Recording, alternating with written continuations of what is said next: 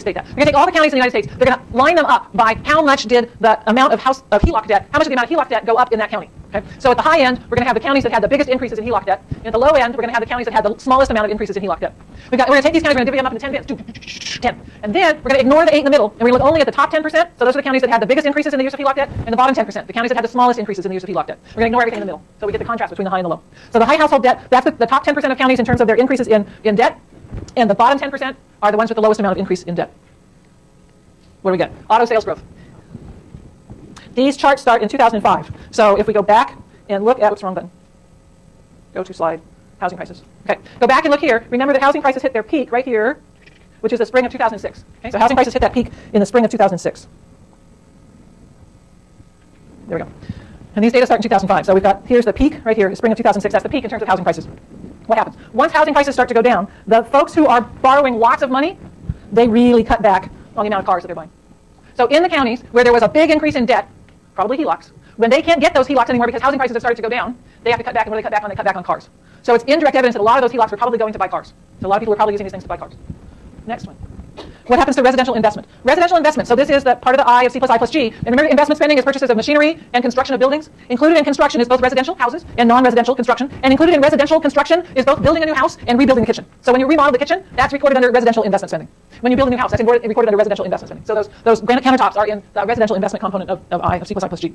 Same thing. Here's where housing prices peak. So there's the national peak in housing prices. What happens after national housing prices peak? In the counties, the high household debt counties, in the counties, these counties over here that had borrowed a whole lot, their residential investment spending really goes down. Red line goes down a whole lot. Because they don't have access to those home equity lines of credit anymore. And when they don't have access to those home equity lines of credit, they can't put in a granite countertop. They can't remodel the kitchen. They can't put in a skylight. They can't put new fancy lighting. They can't do all those other things. The bathrooms. Both bathrooms and kitchens. The other counties, not so much. Not so much effect. And the last one looks at employment. What happens in these counties in terms of employment? In the counties in which there had been a lot of borrowing, employment goes down much greater than in the counties in which there had not been much spending out of home equity lines of credit. So it's evidence in support of the argument that people use those home equity lines of credit to do spending, investment spending under residential investment, that's the remodeling of houses, and consumption spending. And that when those people who had been using the credit to do that kind of spending had to cut back because housing prices peaked and a lot of those HELOCs were canceled, when they had to cut back, that had real effects in those economies. Peter. Let's say my house is 200 grand, I take 100 grand of HELOC. Yep. My house price collapsed to 100 grand. Yep. My HELOC. So if you had, let me use some different numbers. So suppose you had a house that was, I'm going to make a different number. Suppose you had a house that had you could sell it for $500,000.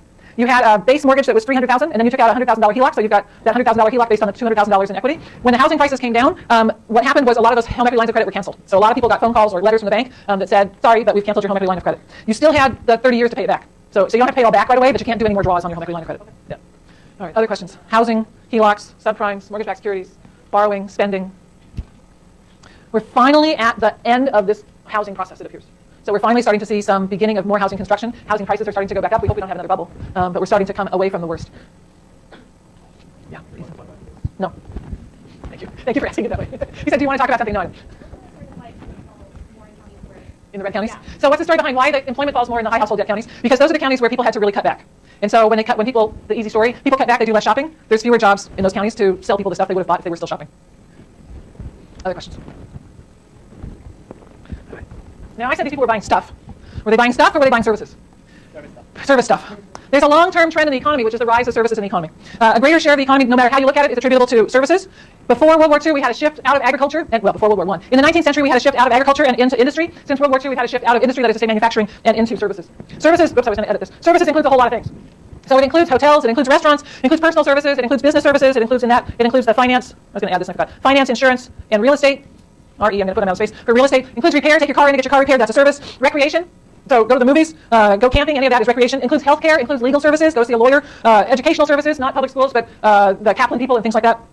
Any kind of social services, includes housekeeping as well. So services runs the gamut. There are what they call bad service jobs and good service jobs. So when you think of the service sector, I don't want you to think of only McDonald's jobs, and I don't want you to think of only doctors. It's a mix. So the rise of services is a mix of the rise of McDonald's jobs and the rise of medical and financial and legal jobs. There's a picture I didn't get done for today, which I hope to get done and put on that handout I'm going to bring in, which will show you more clearly in which of these various subsectors of services the rise in employment was. So right now I don't have that answer, but I'm hoping to put it together tomorrow. It's a complicated task for reasons you don't care about. All right.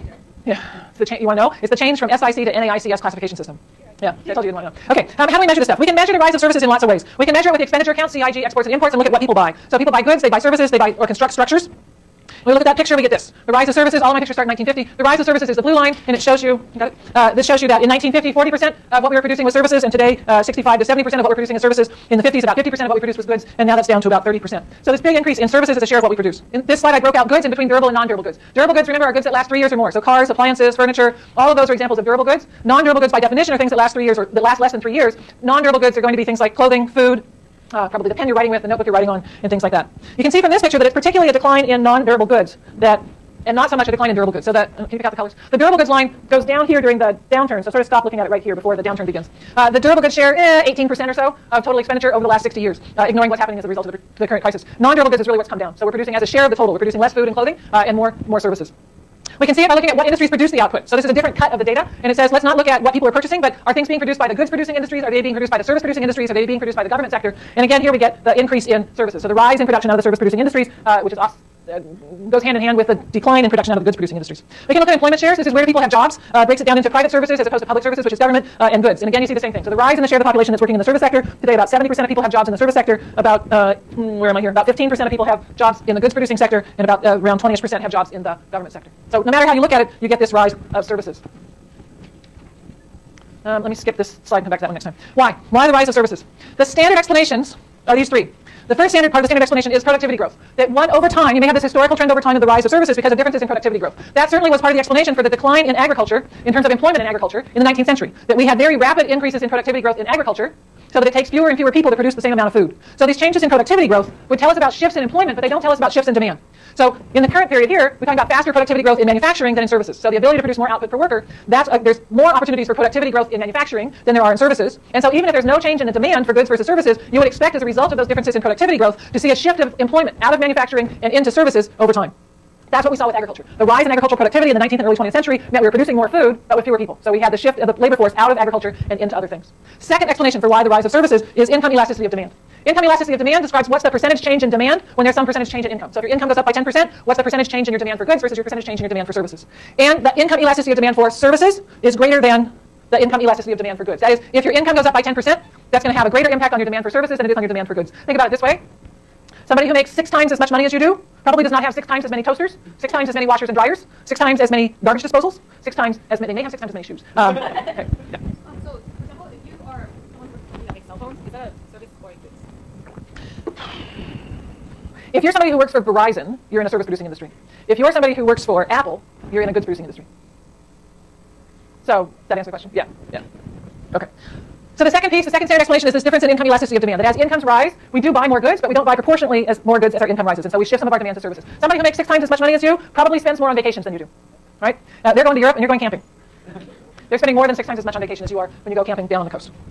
Third explanation. The third explanation for the rise of services comes from trade patterns. And the important piece for understanding what Rothwell and Ramaswamy are talking about when they talk about trade patterns, is what I've got up there in blue, is that you've got to realize that when you're talking about north-south trade patterns, they're assuming that the south are the developing countries, LDCs, less developed countries, are developing countries, and the north are the developed industrialized countries. So when they talk about south-north or north-south trade, they're really talking about developed versus less developed or developed versus developing countries. The idea here is really about employment. And the idea is that the labor in the southern hemisphere tends to be cheaper. So this is about contracting out, outsourcing. Here we go, outsourcing. That labor in the southern hemisphere tends to be cheaper than labor in the northern hemisphere. And so the manufactured goods can be produced more cheaply in the southern hemisphere than they can in the northern hemisphere. And so the trade patterns, an increase in trade from south to north, would lead to substitution of cheaply produced goods from the south, substituting out the more expensively produced goods in the north. And so the production workers in the north who no longer have jobs because instead people are buying the imports from the south, they wind up doing something else. What's the something else they wind up doing? Services. Right? So the trade story is predicated on cheaper labor in the south and import substitution of these cheaply produced goods from the south, crowding out goods that are otherwise produced in the north. Okay? Those are the 3 standard explanations. What Rothwell and Ramaswamy do is they use an international sample to look at why has there been, not the rise of services, but they ask why has there been the decline in manufacturing. So they turn the question around.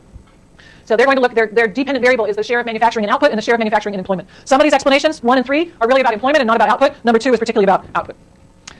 So they're going to ask which of these 2 sets of explanations are more powerful. The internal factors, that's the productivity growth and the income piece, or the external factor, that's the trade balance. So that's the question they're asking with their empirical work, is which, when we look at an international data set, so we've got 18 countries over a 30-year period, when we look at an international data set, which of these 2 sets of explanations, internal factors, relative prices, and income effects, or external factors, trade balance, outsourcing, which of these things has a greater, or do they both explain what's going on? I know what I want to do here, just a second. I have to go back and forth between this slide and the results. They got the data they got, so as I just said, 30 years worth of data for 18 industrial countries. Okay, income. To look at income, we've got the first 2 lines here, and that looks at income. So they've got the log of income, and they've got the log of income squared. They're looking to see whether or not the manufacturing share in output and the manufacturing share in employment, do those things respond to income? What's in parentheses? How do you know that? There you go. So T-stats are in parentheses. It's right there in the heading on the table. We had a paper in the seminar yesterday that had P-stats in the seminar yesterday, had P-stats in the parentheses, which totally confused everybody in the room because we thought it's either going to be T-stats or standard errors. So, but there you go, right there in the top, T-stats. All right, so does income and income squared, do they matter to the manufacturing share, yes or no? Yeah. Yes. All right, those things are both greater than 2. Now, what's the story, though? It looks like the story, there's nothing there, that means that's a positive number. So it looks like the story is that an increase in income gives us an increase in manufacturing. That's not what we said a minute ago, right? What I said a minute ago was the increase in income ought to give us a decrease in manufacturing because the rich people will go to Europe while you go camping. They're not buying 6 times as many toasters as you are. Don't look only at the first line. The first line says that the increase in income increases the share of manufacturing. The second line, the log of income squared, has a negative sign there, which tells me that the increase in income gives me an increase in manufacturing. Oh, there's not enough room here to write this down. That is increasing, this increase here, at a decreasing rate. And now I want you to think back to Algebra 2. I know Algebra 2 much more than I used to because that's what my son's in right now. You get something that's increasing at a decreasing rate, it may just look like this, but it may keep going. And you may actually hit the maximum point and go back down. What was really important for Rothman and Ramaswamy when they did their work was they had to graph this stuff. Well, actually, they had to do a derivative to figure out what's the peak value. And what they found is that this peak value here, the turning point, the thing that determined whether manufacturing was increasing with income or had we reached the peak and we were going back down and now manufacturing was decreasing with income. So take the derivative, set it equal to 0, solve for the value of income. It gives you the slope of 0. The turning point is down here at the bottom. And that tells you that at a value of income of $8,300, let's call it, or on the left at $8,700, so around $8,500 per year, which is somewhere not poor and not rich, but in the middle, that at a value of income of about $8,500 a year, however, I don't know what their numbers are here, they're real in some terms, that's when we reach this peak and start going back down. Is that making sense? Yep. So that the log and log squared means we have a good old-fashioned parabola, and usually, in most of the stuff that you would see, most of the times that you've got a variable and the variable squared, most of the time, where the economy is functioning is usually in this part of the curvature, in the increasing at a decreasing rate. Sometimes, like this, it's the whole parabola, and that we're getting past that point when I see that, and going down. And then we've got productivity growth. Productivity growth is captured with the price effect. We've got the trade. You've got the slide. You're doing a response paper for Friday on Rothman and Ramaswamy, which is why I want to make sure I got to this piece today. I'll pick up with that slide on Thursday, but by then you will have read it all, and you'll be totally on top of it, so you can knock out your 500-word paper.